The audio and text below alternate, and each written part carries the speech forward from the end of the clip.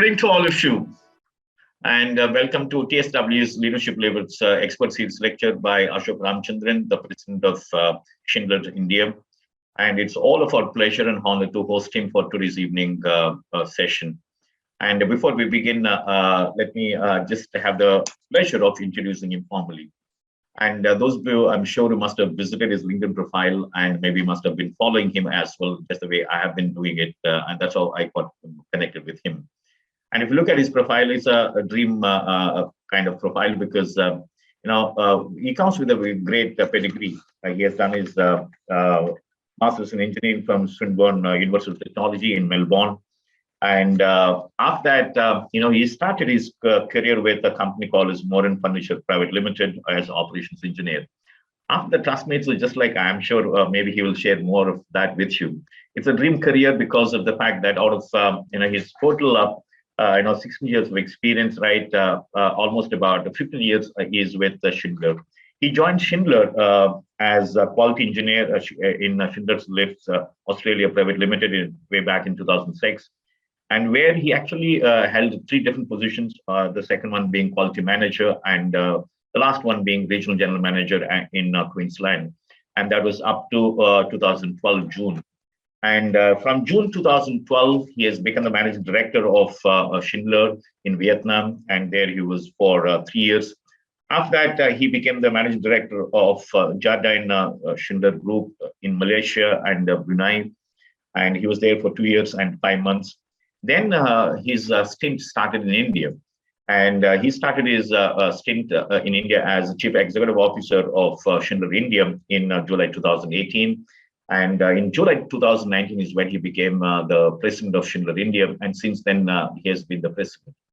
And just to give you one or two perspectives on today's topic, the topic is going to be leadership levers from the CXO, from the lens of CXO. That's one, and I'm sure you can't get a better person than Ashok Ramchandran, because he's also voted by Economic Times as one of the best CEOs as far as 40 under 40 is concerned.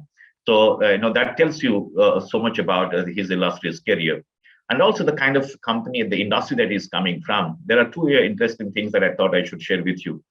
Some of you who are interested in, managing global businesses, Schindler India has got, Harvard has produced, 2 case studies. It's called Sylvia Napoli at Schindler India.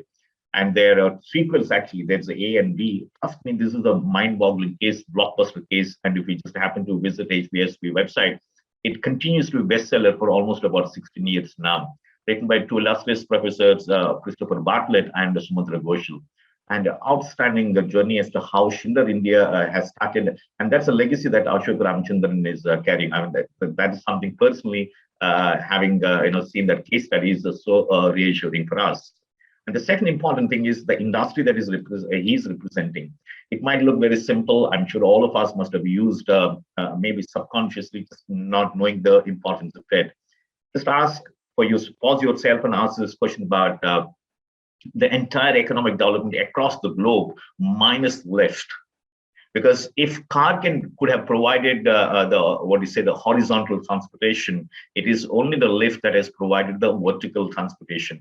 And by the way, as the history has documented, the first ever lift, right, was what he called as the modern lift, was installed in the New York's exhibition of all the nations in 1854. And since then, the kind of innovations that have been brought about by a company like Schindler and other companies, etc., are phenomenal. So therefore, the industry that it represents is actually at the heart of everything that you and I do, or every building that we use it. And therefore, we will have Ashok Ramchandran sharing his perspectives. Over to you, Ashok.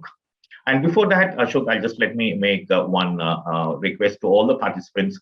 Firstly, thank you so much for joining us on this Sunday evening. And second thing is that in case if you have any questions, please put that in the Q&A platform, not the chat box, right? So therefore, it's easy for us to pick up that question and read out to Ashok for his response, right? Thank you so much. Over to you, Ashok. Thank you. Thank you so much, Doctor. That was a lovely introduction. I wanted to, you mentioned about pedigree. I wanted to mention I don't have actually a great pedigree from a college perspective. And I say that all the time because I want to give a lot of hope to people who don't come from an IIT or IIM or a BITS Pilani, right? You don't have to be from a tier 1 college to make it in life. You can do it from any college as well. It doesn't matter what college. There are people who are very successful from normal colleges, and there are people who are not so successful who are from normal colleges as well. So don't worry about it. Just focus on, let's talk about it today, and let's share some perspectives as well. I was just wondering, Doctor, if possible, few people can come on video, because I'd like to see a few faces and talk rather than talk to a laptop. And I also like to make it a bit interactive. I know Sure, if sure. system allows. Yeah, I think so. Thank you, Shram, if you can make it happen, if some of the who wants to be Yeah, on camera, who that would likes be to be on good. camera, we will make it very interactive as well. So that way, it's a bit engaging and it's not just one way discussion as well. Never mind. Whilst we're waiting for that, I will get started. So leadership with love is a quote that defines me as a person. My goal in life, or the purpose in life, is to create an army of leaders who will go on to achieve professional and personal success in their lives. And by the way, I happen to be the CEO and President of Schindler India. This is how I like to introduce myself. I don't like to introduce myself as starting as the CEO of the company, because the title doesn't define me. The way I interact with people, the way I connect with people, is what describes me as a person. And the role that I do is just a hook to go in my life. And this is something I want everyone to think about. Whenever you think about your own life, please start with getting some bigger purpose in your life, which will actually make you very, very successful as well. If the only purpose in my life was to become the best CEO and to make my company the best company, I think it won't serve the purpose. So my first suggestion, as today's topic also talks about, some CEO or CXO levers, is for all of you to define a little bit of your purpose of why you are doing what you're doing. What is your goal in life? In fact, when this question was asked to a lot of people in a research as to why do you wake up in the morning and what makes you go to work every day, 8 out of 10 people mentioned that they do it because everybody else goes to work, or that's what they think they should be doing. Only 2 people were really 2% was very clear as to what was the reason they were going to work, which was a goal. For example, if you're a teacher and if your goal is to be the best teacher in your college or school, that's a great goal to have. But if you say that I go to my school or college because everybody else goes to college and teach and make money, and I have to feed my family, that kind of brings a very finite mindset. An infinite mindset, as Simon Sinek also talks about in his book, is when you have a bigger purpose as well. And that is something I have been always looking at and following. And what I want to do today is the 30 minutes I want to spend, I want to take you all through a little bit of a journey of my life. Very quickly, I will talk about my early years, but I will spend a lot of time on my career life, most importantly. So I was born and raised in a lower middle class family in Chennai. Very normal family like most people. Dad is working, mom is a housewife. A very successful older sister, unlike me, who was always a gold medalist, who was always a first rank holder right from school. I was probably a average student in my studies, so I was not academically very bright. Um, but I had a lot of other interests. I used to be an avid singer. I was a trained classical musician for 15 years. I used to do performances. I used to almost think about it as a future career as well. But I followed a bit of a herd mentality and I went into engineering. I still don't know why I did engineering, because it was not something that now, if I think about, I enjoyed it a lot. I did not enjoy it a lot. But it has certainly helped me to get into an engineering company. That's probably the biggest advantage that it gave. But apart from that, those 4 years of engineering was more about discovering myself. And I did a lot of side hustling. I worked in door-to-door sales after my engineering. Because of very poor scores in my engineering and stuff, I got into a call center. I couldn't find an engineering job, and the year I graduated, 2002, was just a few months after the September 11 bomb blast happened. So the whole world was in a bit of a turmoil as well, and finding a job itself was very difficult. So, I went to Australia as a foreign student, and like most foreign students, really learned life about how to live alone, how to live out of the comfort zone of your parents, how to live managing relationships. I started working a lot of odd jobs like foreign students do, which gave me, I would say, a lot of humility and the ability to respect people from whatever they do. I learned that you don't judge people because they are a cleaner, because they are a table waiter, because I did waitering, I did cleaning, I did car wash, I did a lot of those part-time jobs to survive a foreign student life, which most foreign students do, by the way. So I was not like only one doing it. But in India, it's not common, right? When we go overseas, we do it. And that really probably brought me down in terms of my ego and in terms of my acceptance of people. I realized that I have to do things on my own to make my living, and that taught me value of money. That taught me to respect people from every class, community, culture, religion. So today, when I came to India and I'm driving diversity, it is not like a special thing I have to do. It comes very naturally to me. Since my college, I have been taught to be inclusive. We had people from all kinds of diversity when I was in college, right? From people from different countries to cultures to language, LGBTQ, disability, whatever, right? Male, female, tall, short, thought process diversity, all that. So I want to kind of spend a little bit more time on my career. So I will move into straight away, joining Schindler as a graduate trainee. Now, by the way, I joined Schindler at the age of 26, and that was my first proper job. Today, a lot of 22-year-olds message me on social media and say that they're clueless about what to do in life. They feel they're useless. They don't have a direction. I feel like committing suicide. I feel worthless. I'm so late. My friends are already doing, so much better. And I tell them, that I started my career at 26. 26, normally, even in many cases in India, even get married by then. They would have become a middle manager and stuff like that. And most of my classmates had become middle managers.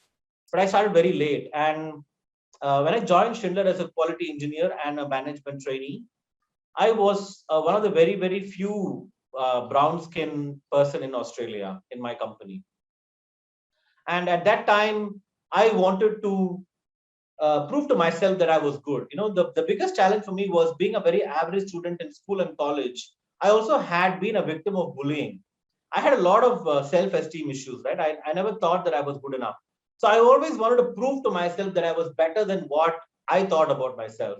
So as a young graduate, I used to go to the management team members of the company and introduce myself to them and ask them, is there things that I can help you in your department?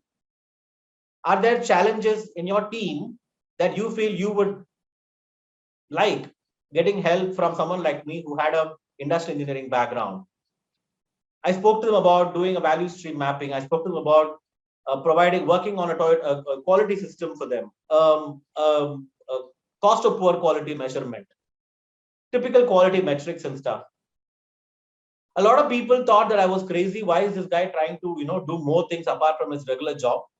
So the first thing I learned was to work beyond your job description.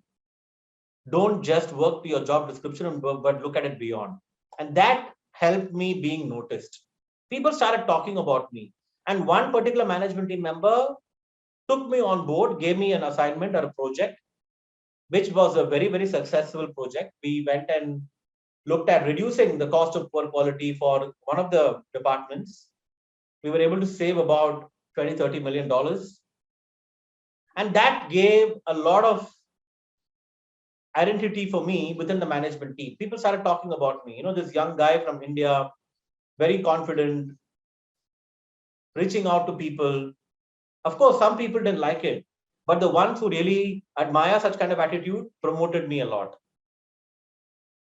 And I was a quality auditor. My job was to audit ISO procedures. It's a very boring job for people who know auditing. It's a very boring job. But what I did was I realized that a lot of people in the organization don't like auditing. They don't like compliance to paperwork. They don't like process, but they have to do anyways because it's part of their job. So I used to go to them, help them to do pre-audits, and then a month later I'll go and audit them, and of course they will do well. Now, their annual bonus was connected to the quality audit results. So I didn't want them to be affected. But what I did by doing that was I established a strong rapport with them. I made them feel bad that, hey, this is my job, but this person is doing it. Maybe I should do it myself. Maybe there is something good about following procedures. So the second point I want to share with all of you is networking and connecting with people across levels, across layers. Whether it is a person serving coffee or the CEO of the company, it doesn't matter. One thing I remembered was, or I realized was, it's just a title. Just because I'm a CEO doesn't mean I'm God. And just because somebody is just an entry level manager, he or she is not a small person. It's just like a movie where everybody has a role. And our role is to do our job well and not to boss around. Because the first management job I got was 2 years after my first role in Schindler. At the age of 28, I became a general manager for Queensland, based out of Brisbane City, for those who know Australia. It was a $100 million business that I was running as a regional general manager. We had 150 people. I was responsible for the whole business: sales, marketing, operations, safety, quality, HR, finance, everything. And till then, I have never managed anything. Like I didn't even have a small team. I went from being an individual contributor to becoming a business general manager.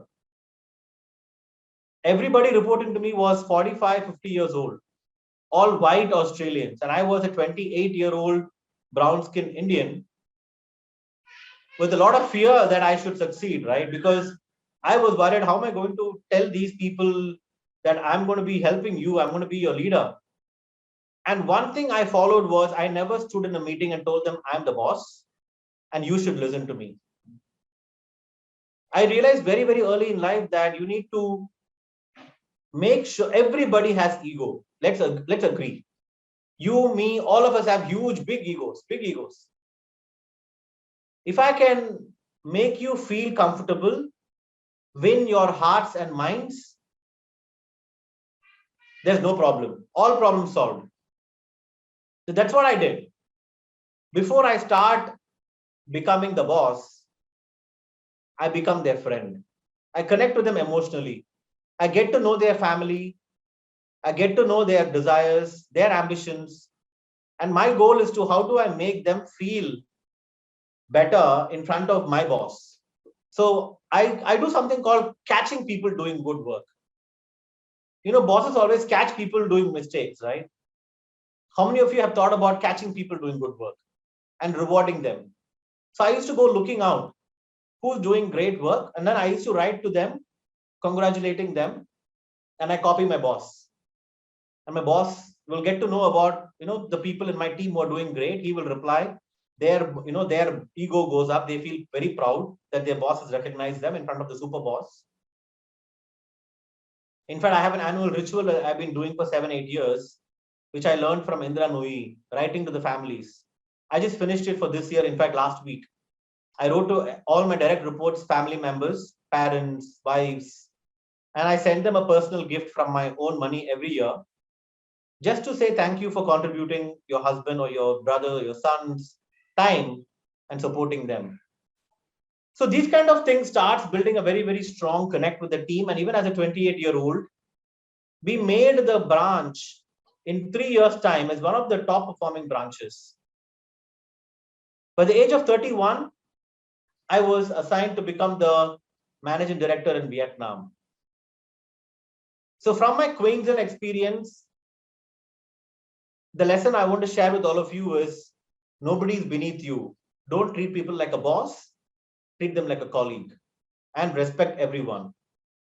Now, from my Vietnam experience, I want to share with all of you that when you are given a seat in a jumbo jet, don't ask which seat. The company called me and said, we want to make you managing director. I did not ask them where. I asked them when. When do I have to go? Then they told me Vietnam.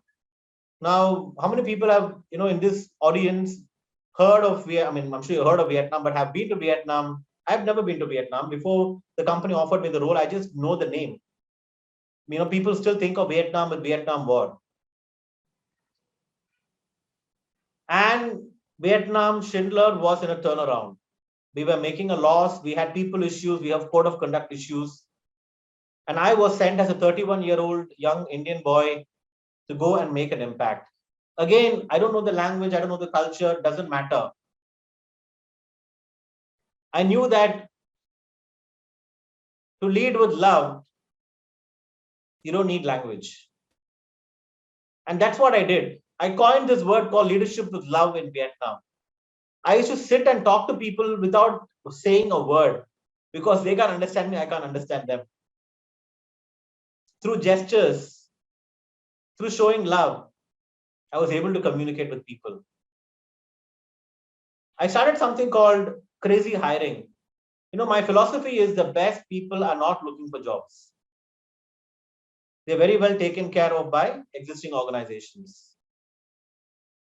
So you have to network and recruit. More than 50% of my time as a CEO today goes on people and people related topics. I believe that if I can get the best team on board and keep them engaged, everything else will automatically happen. The results will come. But today in most companies, I see that CEOs are only working on month-end, quarter-end, year-end results, driving sales, driving revenue, driving profit, cost cutting. We are always driving the end of the value chain, which is financial result. But we conveniently forget that if you work on the top of the value chain, which is people, product, and process, automatically your financial result will be positive. And that's what I do always. 4 different countries I worked, varying sizes of business. I always follow this model and it has always worked. So Vietnam became a huge success. From being a turnaround in 2012, 2014, we won the best country award in Schindler worldwide. The first time ever that Schindler Vietnam won an award. Till then, Vietnam was considered a very, like how Western people think of once upon a time about India, right? Very poor country and all that. That's how Vietnamese used to be thought of, poor country, don't have any infrastructure. Suddenly, Schindler Vietnam became one of the top performing companies. We were exporting talents from Vietnam to other countries. We had built a strong talent pipeline. I was there for 3.5 years. And that success, I went to Malaysia. And Malaysia was a very, very challenging assignment, mainly because of the 3 big races, Chinese, Indians, and Malays. And that is where I learned how important is purpose to drive a common vision for the organization. When I ask people, what is your company strategy? They all tell me things like, we want to be number 1, we want to beat competition. That's not a strategy. Your strategy must have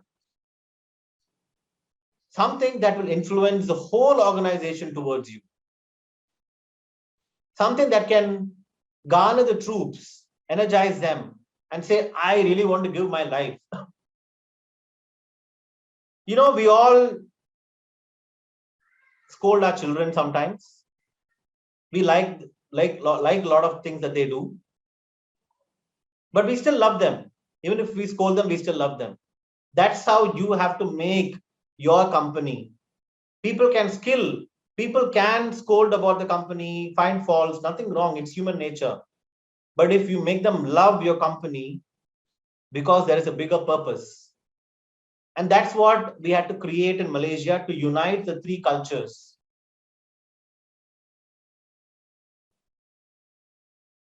And there are a lot of small things you can do to create such impact. Creating culture is a lot of symbolism. By the way, culture is driven by the top leader. Whatever culture I want to create in Schindler, India, I will set the tone. But the problem is, there are subcultures. There is a department culture, there is a branch culture, there is a state culture, there is a team culture. You as a CEO or you as a leader or you as a boss have to be involved in talking to people at a skip level. So, I get messages on my social media from all my bottom employees, from my frontline employees. Before the regional vice president in my company knows what's the problem in his area, I will know about it without me going there. Because I have people everywhere who will tell me without filtering what is happening. Otherwise, you can imagine, right? All your team members will tell you what you want to hear. They don't want the real truth to go to the boss. But the boss's job is to find out what is really happening. And that is why I'm a big believer of a hybrid work. We cannot just sit in behind laptops and drive a culture change. Unless I go to the office, unless I meet people, unless I have water cooler conversations. In the morning when I go to office, I'll grab a coffee and I'll be walking around and I will sit and talk to people. Hey, how was your weekend? Kya chal raha hai? Ghar pe kaise hai sab log? Then they will talk to you a few things. Now, virtually, what do you do, right? You can't call people and say, tell me about your family problems. That will look very silly. So whilst I know people like working from home, but I think there should be a balance. And finally, I came to India in 2018. India was a very different challenge for me because India was a very successful company for Schindler. Like how Doctor mentioned, we were started by, in fact, current chairman, Silvio Napoli is currently our chairman. He started as a, head of India. And 20 years later, he is running the company worldwide. So we have a big legacy. I have a big legacy to handle. It's a great company. Now, my thought was, how do I make this company even more great? And one thing I realized was I can bring the whole people focus. We were number one in terms of market share, sales, revenue. But how do I make it a great place to work? How do I make it a place where people love to be there? And for that, we did some amazing things over the last 3 years, 4 years. We started calling all the local heads as CEOs. We said we want CEOs, not branch managers. Which means you are the Schindler in that particular area. You're Mr. Schindler or Miss Schindler, whatever you call it. You're the face of the company. Your job is to give a purpose, energize the people, hire the best talent. They have full freedom. In the year 2020, January, we doubled the organization presence. We invested a couple of $1 million just 3 months before COVID hit. Predominantly, we were only in the major metros before that. But in 2020, we penetrated the tier 2, tier 3 cities. COVID happened 3-4 months, country was in lockdown, sales dropped, profitability dropped. Everybody was questioning our strategy. Is it the right thing to do? Competition started thinking we are crazy.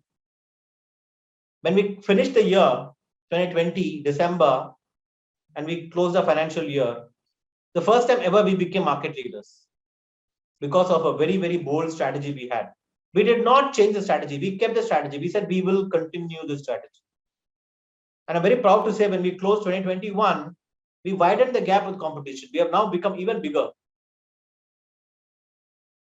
But today we made us one of the best companies to work for. People really want to come and work for us.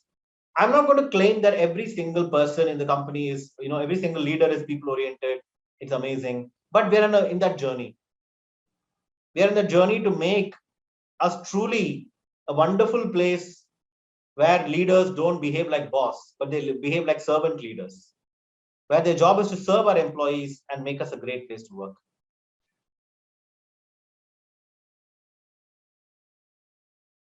There are certain very, very important levers I have shared. Let me add a couple of things more. Is personal branding. Very, very important. If, for example, in Schindler, we have 5,000 employees. It's very difficult for me to know all the 5,000 employees. But it is not difficult for the 5,000 employees to connect with me. Now, they have to make sure they don't get scared of connecting the CEO. If they open up, connect with me, I will know about them. I always say that We cannot appoint a brand manager or a marketing manager for ourselves, right? We are our marketing manager. We are our brand manager. Now, the problem is a lot of companies, the leaders don't like it. Your boss may not like you doing your own branding. And that is why when you choose a company to work, always look at two things. One is the culture of the company. Second is the boss. I've been very lucky to have bosses who were super happy when I was working on my own development. You need bosses who take care of you. You need company which has a great positive culture. And finally, in closing, I want to mention my favorite tagline, chase obscene success. Chase obscene success to me is nothing but whatever you're doing, whether you're submitting an assignment, you're writing an email to your boss, or you're submitting a project proposal, can you do it in a way that it inspires awe even for yourself? Can you do it in a way that even you feel super proud about yourself and say, wow, I'm so happy with the output I'm giving? Everything, if you do it this way, automatically you will start generating amazing results. And in closing, I will just tell you all, remember, let us all have a lot of gratitude in life. We are all extremely fortunate to have the life we have. We can complain about 1,000 things, of course. But in spite of that, we have food on the table, we have great family, friends, environment. Let us live a life of gratitude. And I think that will really bring a lot of success. I would like to now use the next 30 minutes, I think, with the questions and answering some questions. So thank you, Doctor, for this opportunity.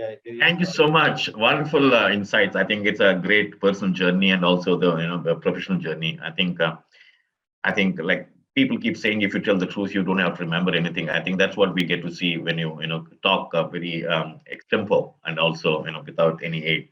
I think that's coming straight from the heart. And if I use the phrase of Jack Welch, I think straight from the gut kind of thing. That's what it is. Okay. We have a lot of questions, but I'll start with your permission, Ashok. Is it okay? Sure. Well, good. I think there is one question. First question is from Mr. Arun Chandran.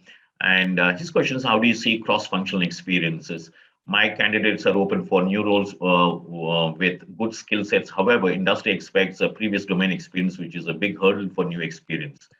And he also has given one example, shift of engineering domain to sales domain. Recruiters immediately look for sales experience in the past. What's your thought on this? Thank you, Arun. Thank you so much, Arun, for your question. Great question. It's a fantastic question because this is a real problem everywhere now. We are all so obsessed about experience. And I am not a fan at all that you need to have relevant experience. In fact, I will give you a statistics. Last 12 months in 2021, more than 65% of new recruits in Schindler are out of industry. Not from the elevator industry, not from engineering as well.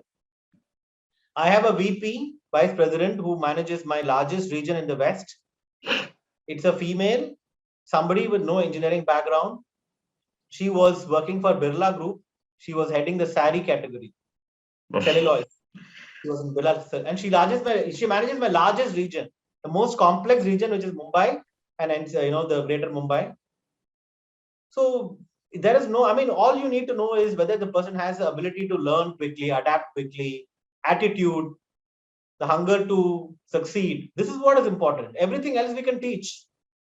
Of course, it will be nice to have domain experience, but मैं आपको बोलूं मेरे experience में the people who are coming out of industry are doing so much better. In fact, we don't, hence for that reason, look at elevator experience people at all. So I'm a big supporter. Thank you, Ashok. I think we have the next question from Ramesh. I think he wants to, and of course, he's just written 3 points here. One is a survival for existence, survival for fitness, and survival for excellence. I think if I may, paraphrase this question, how do you balance, these survival instincts between three of them? Survival for existence, survival for fitness, and survival for excellence. So I think, everyone knows Maslow's hierarchy, right? You have to have basic, of course, if you have nothing, you want to put food on the table. So you have to start at that point. So it depends on where in life you are. if you're someone who's not even able to make ends meet, then you can't think about luxury and comfort, and you have to look at survival. But ultimately, I think if you're just working towards survival, it will never lead to anything else in life. So you need to have a bigger purpose, which is why, one book I recommend everybody to read is Simon Sinek's Infinite Mindset. It's been one of the life-changing books for me. The other one is a $1 Trillion Coach. These are two wonderful books for leadership and mindset, in fact. So, if you ask me specifically this question, I don't have a survival problem. By God's grace, I know I'm not in that position. So that is why today, I am spending most of my evenings and weekends to help people, mentoring, coaching, helping students, helping young professionals. So it depends on the phase of life you're in. Wonderful. And I think questions keep flowing now. Arup Gupta has a very interesting question. He's saying, I'm hired to join an American company as general manager and aim to be a vice president of this company one day. How should I frame my strategies? Thank you, Arup. I'm sure you have the right person to answer you. Sure. So he's saying that he wants to become the VP. How should he work on this, right? Yeah. What should be? How should he frame his strategies? Sure. See, the most important thing, Arun, is a lot of things that I mentioned already, right? First of all, you need to be basic requirement is you should do your job very well. You should be the top performer. That's a basic requirement, right? Once you have that basic requirement well, you need to make sure that people also know that you're doing a great job. Now, not only your boss, but your super bosses as well. Now, this is a very tricky situation because sometimes your boss may not like you going to your super boss. So if you have such a kind of boss, then there is a problem. Otherwise, I would recommend that you network with the senior leadership in the organization. Like in my company, we encourage it actively. We even create opportunities for skip level meetings. If you don't have such an opportunity, try to reach out. Maybe there are one or two people in the management of that company which is more outward, thinking, which is encouraging such kind of things. So do a lot of personal branding, networking. Do things above your job description. Like I mentioned, if your JD says XYZ, do A as well. Let people see you. The most important thing get promoted is your peer group also has to acknowledge you that you're the future boss. Which means you should not only be thinking about your development, you should be thinking about their development as well. Can you be seen as a person who is not taking credit for everything, even if you don't do it? Can you be seen as a person, like even yesterday, one of my managers in the company messaged me about somebody else with a good feedback. Sir, this person is really good. I'm so impressed with him. To me, it also shows the attitude of the person who's messaging me. So you should be someone like that, who is also identifying other people, even within your peer group, who are good. Last one, I would say, Arun, is have a good mentor. Have a mentor who will show you the mirror. Have a mentor who will tell you what you're doing wrong. Please avoid having friends who will always praise you and who will say you are the best thing in the world. Have friends who will challenge you, who will tell you what you can do. So regular feedback is super critical and super important. Genuine feedback you should be getting. Thank you, Ashok. I think before I move further with other questions, I think some of them are wanting to know the titles of the two books. Yeah, I will put it in the chat box here. I can post it here. Yeah. I think while you're posting it, maybe I'll just read out the next question. This is from Nupur, and she has an interesting question. I'm a general manager with excellent sales record in the travel industry with over 11 years of experience. But the pandemic has put a halt to us. How do we explore other industry roles which are strictly looking for market experience? Yeah, thank you, Nupur. Nupur, my suggestion to you is it is a difficult situation. So if you're expecting to be moving as a general manager only in other industries, it may be very difficult. Think about it this way. You are a general manager. If you're hiring a manager below you, how likely will you be open to hiring somebody from a new industry at the same level? Sometimes it's a bit difficult. Moving industry and moving level at the same time can be a bit challenging.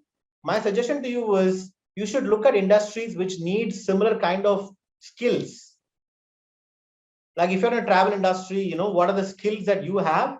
What are the industries which may need similar skills, which is customer related skills? There are a lot of industries which is having similar kind of requirement. There you can approach and be ready to come a step down. It doesn't matter. Don't worry about it. Sometimes, we go one step back to go two steps forward. So don't have an ego that I need to get a general manager role with a 1 lakh salary only. I see a lot of people doing that and they never, succeed. Great. We have a long question from Mr. Amit Tandon, and his question is, thanks for sharing the great insights, both personal and professional.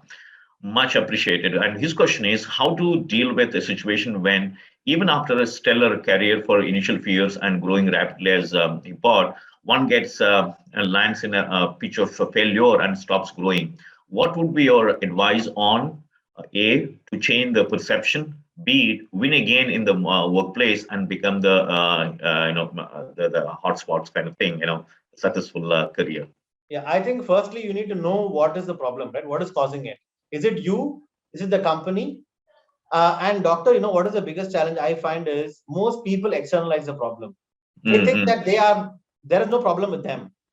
They always think the problem is with other people, with the company or the boss. They actually even assume things like, my boss is favorite, having favoritisms, that they're doing politics and all that. Actually, if you find out, there will be no politics. This person would not be that good. I see it in my own company, right? People will complain and say, my boss is not supporting me, he's supporting somebody else. And when I do research, I realize that that person genuinely doesn't deserve. So we need to be very truthful to find out why is a performance not doing well? Is there a skill, will? What is the problem? Right? Number one. Number two, three is then, is it a company issue? Is the boss a problem? The company culture a problem? Then accordingly, you have to take action. Absolutely. I also want to say, I know it may not sound very, it may sound crazy, but one thing that helped me, doctor, is I worked on a physical transformation. I actually lost weight. I went into bodybuilding. I started dressing up well. I started looking good. And people, I always tell people that if you want to be a CEO, look like one, behave like one, right? Nice. Yeah. Walk like one, talk like one. Don't look like a peon and expect you will be a CEO. Right? Absolutely, absolutely. And we have other question, and this is related to your experience in Vietnam. Your example from Vietnam. Just a moment. Yeah, this question is from Amit Tandon, and his question is: your examples from Vietnam are very relatable in my cross-cultural experiences. Apart from leading with love, humility, and collaborative approach, what is your advice for someone starting a new senior role in a foreign location? What are some of the pitfalls to watch out for? Some do's and don'ts, and how to fit in best and belong there. Thank you, Amit. Very big question. Cross culture, one thing I learned from working in many countries is end of the day, people are the same. They like to be respected. They like to be asked opinions. A lot of people in Australia used to tell me that Asians like to be told what to do. Asians like to have a boss, not a leader. That's a complete myth. It is wrong. I don't think in India, for example, everyone likes to be told. We like to be asked. We also want to be respected. So wherever you go, you respect people. You ask them opinion. Don't tell them what to do. Now, just because you're a manager doesn't mean that you're a boss, that you're the king. Always behave like a servant leader. When in a foreign country, try to understand the local culture, local aspects. I know I may sound a little bit racist when I say this, but one of the reasons I think I was able to do well is I neutralized my English accent. I used to have a very strong English with a Tamil flavor. I neutralized it over the years, and that made me look like a commoner. Otherwise, you are a very different person. And whilst people may argue about, like, I never like to put symbols, like a tilak and all those things, I avoided. I didn't want to be seen as somebody different. Though I have my own values, I have my culture, my religion, everything, I don't have to show it off in front of everyone. So I used to be at home, I do all that. But when I'm out, so I'm one among them. I think, yeah, I think quite often that you come across this kind of a quote unquote exhibitionist, as Right. people call, I and know, then people, in fact, yeah. I may get trolled if I put this on Twitter, people may say you're, anti-Hindu, whatever and stuff. But I don't, that's not what I mean. I mean that we should, our focus is we're going to a foreign land, we want to do well. Let's focus on that. Exactly. I think the moment we stay away from demonstrating any affiliation whatsoever, it can be culture, it can be religious or domicile, whatever affiliation, but normal tendencies to wear those affiliations on our shoulders. But absolutely well said. And here is a question from Jaswandi Shinde, and her question is, Sir, while getting cross-functional experience, how did you face the challenges, and what did you do to stay motivated and keep growing? Thank you, Jaswandi. When I was in functional roles, my goal was to make a lot of strong networks. When you're in a functional role, you're in a head office role where you can connect with everyone. And I was using the opportunity to make a lot of networks with the operations people. The most important thing when you get challenges is to have right mentors across the organization, right? 2 or 3 mentors in different departments, and use them, approach them, get to learn them. I was also a very curious person, right? I'm still the same. I don't do only what is given to me. I used to always talk to other department people, ask them what are they doing, what can I learn from them. Like I will go with the salesperson and see how does he present to the customer. This is when I was even a graduate. I used to go to with an operations person and see how does he manage the operations. So this is all going to help you upskill yourself. There's an interesting question from Arvind Sundar, and his question is: I had a situation with my boss. The person brought a lot of energy, but refused to leave my team to myself to manage. How should a situation like that be managed? I quit the organization as I did not like my team to struggle with 2 bosses. Thank you, Arvind. Very interesting. Must have been very painful. I think let's get to hear from Ashok. I think there are 2 things. So I give you one example. I had a very similar issue in Australia, and I had a choice of either talking to the managing director or talking to the person himself.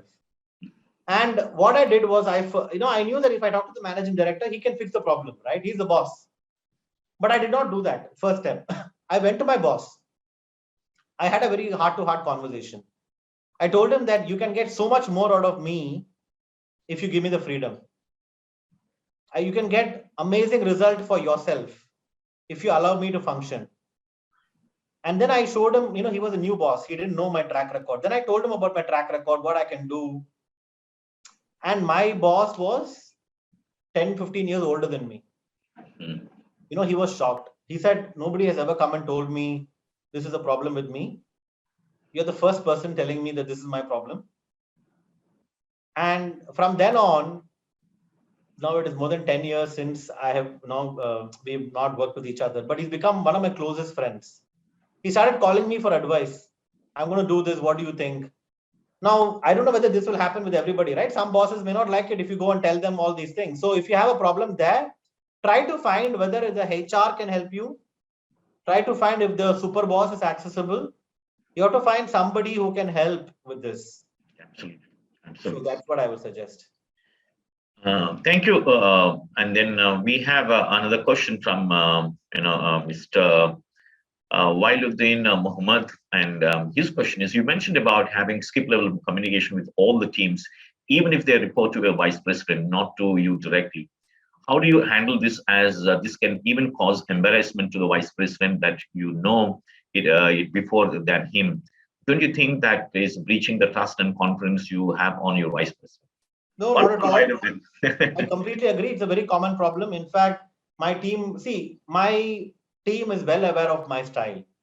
I don't do this from day one. In fact, the first 6 months, 1 year, I tell them why I do what I do, what is my style, how I expect them also to do the same.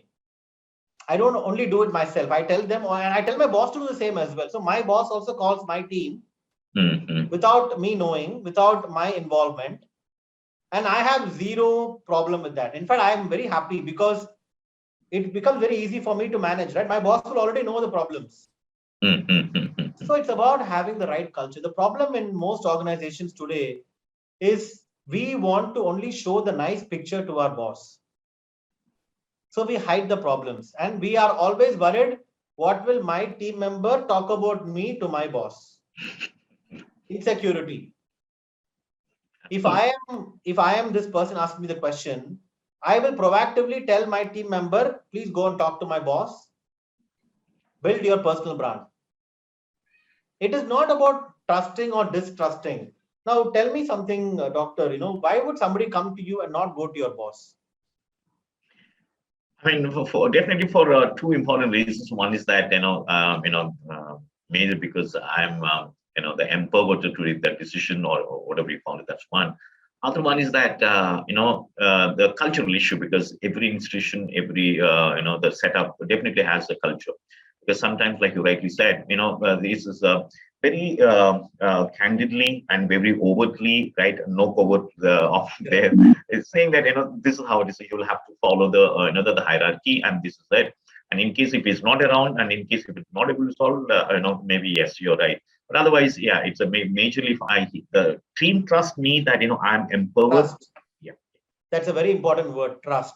My boss used to always tell me that, Ashok, your guy is coming to me because he trusts me more than you. yeah, yeah. So if your guy is coming to me, the problem is not your guy, the problem is you. Yes. What have you done to bring that trust in him? Absolutely. So be that leader, then people will trust you. If my boss is getting a lot of complaint about, from my team, I need to look at myself and say, what have I done wrong? Absolutely. I think we have a lot many, but then I'm just reading out a few of them. I think there is a question from Jashwant Singh Ray, and his very simple question: what would be the key attribute to judge your boss while getting into an organization? Thank you, Jashwant. Repeat, sir. What would be the key attribute to judge your boss while getting into an organizations? How do you judge a boss? Because you said one is the culture, other one is the boss. Before you join a company. I think what I normally recommend is do your own research. You do reference check as well, right? You may have you can go to LinkedIn, find somebody, common friends working in the company, ask them about this boss. And during interview also, you can ask some questions. You can also figure out from the interview how open this boss is. Is he only talking about performance and numbers and things? Is he being friendly? Is he asking you some friendly questions? Is he allowing you to ask questions? This is how you find out. Yeah. Thank you. Next question is from Nanda Chethi. And his question is, how does Schindler's thinking go in order to not only be the leader in its segment consistently, but also to constantly watch out for competitors who are trying to catch up to Schindler? So it's basically competitive intelligence. How do you gather? If I can rephrase it. Well, one thing I have learned is if you always keep looking back when you're running the race, you will lose. Right? Imagine if you are first in the race and always you're looking back. Who's coming? Who's coming? Who's coming? They will catch up. So I don't believe in looking back. I believe in being aware of what competition is doing. I mean, competition intelligence, like any other industry, right? You get information through the market, through your suppliers, through your consultants, through your customers. You also follow their social media. You look at what they're doing and stuff. But I don't want to, like I said in the beginning itself, I don't want to beat competition. I want to beat myself every year. I want to do things so well that we should become the benchmark for everybody. I don't even actually compare with competition. I compare with the best companies in the world. Like for everything, sales, which is the best company, HR, which is the best company. Let us emulate them. Let us shamelessly copy the best in the world and we become the best anyways. Absolutely. I mean, that's well put. I think there's another question from Abhirichi Verma. Her question is, what are the key steps for managing your manager or higher management when they are not open to the idea of subordinates or reportees growth? Thank you, Abhirichi. It is a common problem, I mean, as I said, you have to look at the culture of the company. Is there somebody in the organization who will support you? If everybody is not supportive, then you better change the job, because you can't work in an organization which is very claustrophobic, right? Which is controlling too much. They're only worried about managing perceptions. You have to have a company which is not managing perception, which is managing people who do the right things. That's what I would suggest. Okay, so the other question is from Shishir Kumar Thakur, and he's a very personal question. He says, I have been into retail for the last 18 years. I made some mistakes by changing job frequency in the early stage of a career. After every 3 to 4 years, I tend to change my job. Now I feel stuck in the mid of my career. How should I handle it? I'm sure you will come out of it, Shishir, but nevertheless, let's hear from Ashok. Yeah, I've been in same company for 15 years. And a lot of people ask me, why did I do that? I'm a young leader. I'm not a very old leader as well. It's a common problem what he's facing, right? I think obviously you've learned a little bit of one or two things about staying in one company for a long time. You have to probably do that, right? Maybe you have to show that you can stick on to one company. But at the same time, if you feel that you're not getting enough growth, then you should definitely move. So I'm not going to say that you should only sit and do the same thing all the time. Um, Great. This is a question from I think where where you started with Pedigree. I think it's a reference to that, Ashok. And this is a question from Karnakar Nair.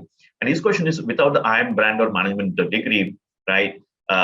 What challenges did you face in reaching the position where you are? Thank you, Karnakar. so question is, if you don't have a pedigree, how do you go up? How did you, without the IM brand or management degree, what challenges did you face in reaching the position where you are? Nothing. I'm very thankful that my company didn't bother about. I think it's a very India thing as well. I mean, in India we are so obsessed about all these things, but global companies don't worry. Even I don't look at it. I mean, see, for example, if somebody is joining a company, maybe the brand helps, but after 2 3 years, everybody is the same. You don't care. There is a person in Schindler who is 3 to 4 levels below me. He's my age, my batch from IIT Chennai. Oh. You know, so he's my age, my batch, but I'm the boss's boss. Ideally, he should be the boss, right? Because he's from IIT.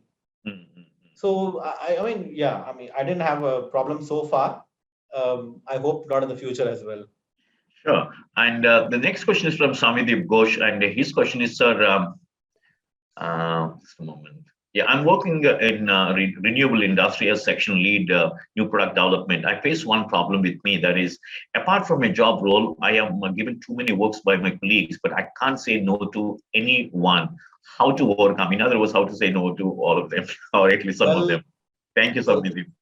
I think if so, two things. Right, one is, do you enjoy those additional responsibilities? Are you learning something new from them? Then I would say try and do them. If not, I think you should start pushing back. Right, you should probably say no. The only way to say no is to say no. There's no other way, right? You have to be, of course, polite about it, and maybe you can say that there's too much of work in your plate right now, and if we could take a rain check. Um, it's important to prioritize your time. Great. We are here. We have hit seven, Ashok. Maybe with your permission, can I take maybe another 3, 4 questions if it's okay with you? Because there are too many actually, but at least another 3, 4. Will that be Yeah, okay maybe with we you? can move. We can go for another 5 7 minutes. Well, very good, very good. So there's a question from Leela Rani, and her question is: how important is gratitude in life when you are leading at the top position? Where do where do we draw a thin line of balance between being compassionate and being focused on achieving goals? Very interesting question, Leela Rani. Thank you so much. A very easy answer for me because I can do it very easily. Be tough on the issue, not on the person. Mm-hmm. It's two different things. Mm-hmm. I have terminated a lot of employees as well, and I always tell them in the discussion of termination that I don't have a problem with you. I actually like you, but I have a problem with your performance. It's two different things. I will still help you find a job. I will still give you reference. I will still talk to my friends and colleagues because I want to help you. I don't have a problem with you. I have a problem with your performance. Yeah, exactly. That's how you should do. So that's where you can be compassionate on the person. You can be tough on the problem. Very good. I hope you got it, Lena. And this is a very interesting question. I'm sure you might like it, Ashok. This is a question from Sunil Savaram. And he's saying, hello, sir. I'm Sunil Savaram, CEO at Plural Technology. Coincidentally, Schindler India is one of our clients, and we are serving you with technology support services. would like to know, how do you see post-pandemic trends in technology investments at Schindler or similar companies, or what are your personal preferences in technology investments? Well, it's absolutely booming right now. Across the world in all industries, it's booming, and so is Schindler as well. For us, it's globally driven. We have a lot of projects ongoing right now. A lot of futuristic projects. Global R&D is working on 5 years, 10 years horizon now. So we only expect our investments in digital to increase multifold. And India is leading the way. In fact, in many of the digital projects globally, India is a pilot. In fact. Thank you. I think that's wonderful. I think we have another question from Kishu, but a very simple and very small question. Please guide on how to find a mentor to get genuine feedback for our own growth. Thank you, Kishu Gupta. I suggest that there are many various ways you can look at mentors. One is internally within your organization. Doesn't have to be, in fact, ideally should not be part of your department or in your lead. There should be somebody from another department or different country if it's a global organization. Or you can find mentors through your own network, maybe your friends network. LinkedIn can be a good opportunity for finding mentors. Your own friends, maybe they have become a big senior person in a company, they can be a mentor as well. But whoever it is, they should be not somebody who will just say yes to everything you asking.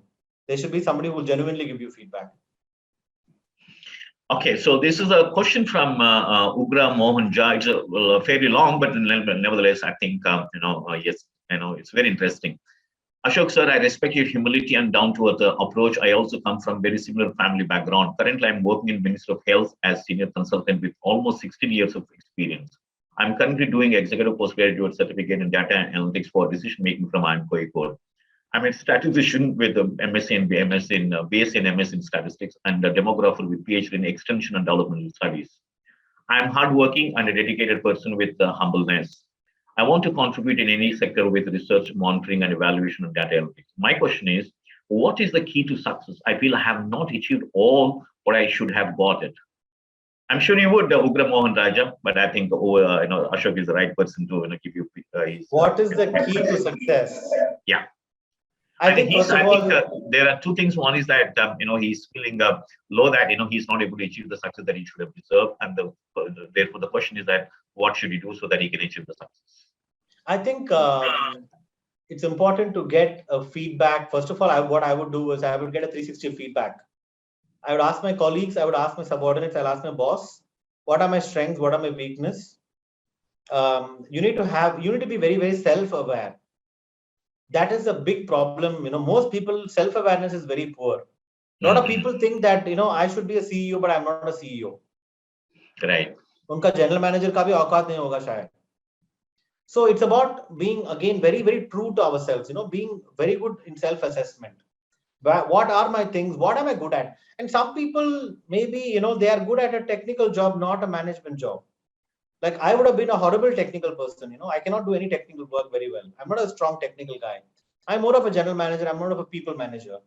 So I think doing proper self-assessment, getting 360 feedback will give you an idea about why you are where you are. And then you can figure out how to build on it to achieve what you call as success. Success is also a very unique word, right? Everybody's success definition is very different. So we'll have last two questions, Ashok, very short questions. One is from Abhiruchi Verma, and her question is, after achieving so much success in the past, where do you see yourself in next 10 years of your career? What's next? I think for me, what's next is helping more and more people achieve success. So that's why I'm doing a lot of mentoring, social media. So during lockdown, all this started for me when people started messaging me for advice, for mentoring, coaching. They were problem solving and stuff. And I realized that I'm not able to reach out to everybody because of, the time. So I started putting content. I started doing YouTube videos. I started doing reels on Instagram. I started putting out Twitter threads, LinkedIn posts and stuff just to help people so that everybody gets the knowledge. And I really want to work on that even more. I want to become an influencer. I want to help people achieve their personal success in lives. Money is not a goal anymore. By God's grace, I have what I need. I'm not over ambitious. I don't want to be a billionaire and multi-millionaire and stuff. I want to be happy. And last question is from Binu Matthew, and her question is, sir, generally military people are alien to corporate culture. Do you recommend any established program or mentoring or training that is critical towards equipping oneself, contemplating career transition, or believe in baptism by fire? I request your advice for a naval officer with 20 years of experience in the technical domain. Thank you, Binu. Thank you. Binu, we also have in Schindler, in fact, few people from Army who we've recruited. I suggest that there's nothing better than baptism by fire. You cannot learn and then come and practice. I always believe that on the job is the best training because you have to implement whatever you're learning. Now, while you're doing that, you should have good people who can be your soundboard, who can be your buddy, who can be your mentor. You have to have that as well. You should already have, start, maybe if you're in a transition period, start talking to people, start networking with people, understand how corporates work, understand how organizations politics works, and then get ready, and then you start working, and then plan, do, study, act, plan, do, study, act. Keep working and improving, working and improving, working and improving. Thank you so much, Ashok. I think we have shot by overshot by 9 minutes, but thank you so much for your wonderful participation. Most importantly, sharing your I think it's a defining moments of your life. I'm sure while they are inspiring, but I'm sure they must be also equally defining for all the people who have been part of today's evening session.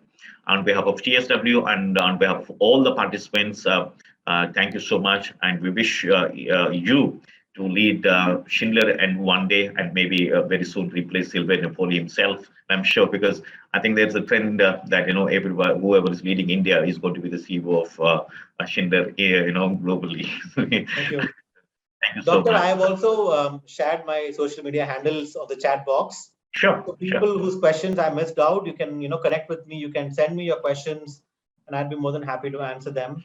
I'm sure all of them would be, connecting with you, or definitely on LinkedIn and other platforms. Yes. And look from our side, look forward to your continuous, patronage as well as association. And thank you all the participants. Extremely sorry that we couldn't accommodate all of your questions because of a paucity of time. But nevertheless, we'll continue this journey, getting some of the finest business leaders as far as India is concerned onto this platform. We'll keep hosting you and keep having this one, right? I also post 2 videos on YouTube every week for professionals. They'll get a lot of these questions. I've answered them in those videos as well. And any feedback about today's session, I'll be more than also happy to get any feedback from the participants. So thank you so much for the opportunity to TOI. Appreciate all the support, and have a fantastic week ahead. Keep chasing obscene success. Thank you. Thank you. Thank you so much. Thank you so much. Thank you so much. Thank you.